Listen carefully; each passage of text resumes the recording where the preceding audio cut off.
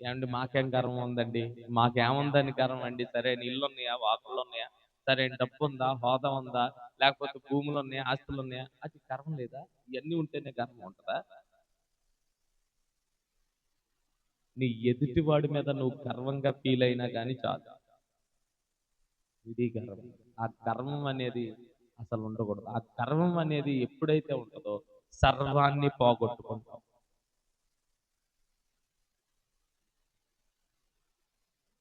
గర్వం అనేది ఎప్పుడైతే నీలో నుంచి పోదో సర్వాన్ని పోగొట్టుకుంటాం. సర్వం పోయినా పర్లా, గర్వం ఉంటే చాలు అనుకుంటావా?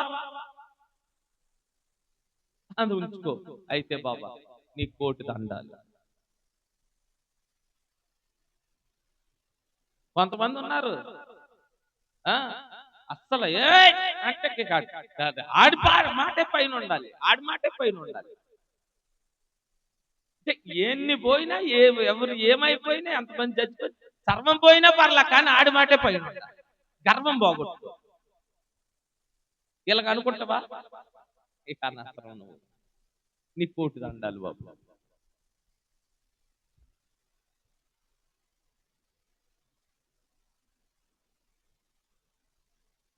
ఎవని గర్వము వానినే తగ్గిస్తుంది. కానీ గర్వపోయి ఇశ్రాయేలీయుల రాజు, మొదటి రాజు అయిన సౌలు గర్వపోయి అల్లుడిని చంపడానికి, దావీదుని చంపడానికి చూశాడు. కానీ దావీదేమన్నాడో తెలుసా? అయ్యా, నేను ఎంతటి వాడిని, నేనే పాటి వాడిని, రాజుకి అల్లుడు నగుటకు నా కుటుంబమే పాటిదయ్యా అని ఏడ్చాడు.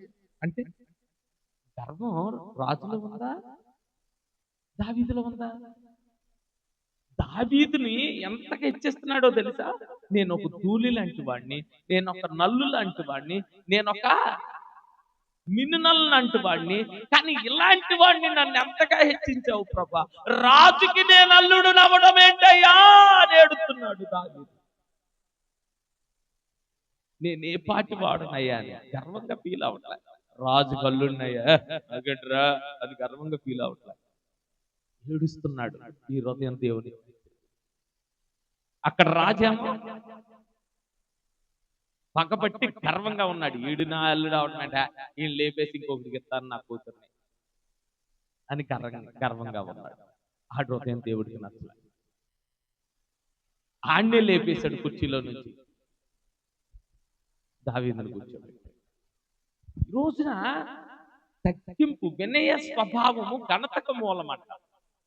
తగ్గింపు స్వభావంతో ఎవరైతే ఉంటారో, నేను చెప్తున్నాను, ఉస్సు అసనుకులు గొర్రెలు కాసుకుంటున్న గొర్రెల కాపరి 127 సంస్థానాలకి అధిపతినిగా చేశారు.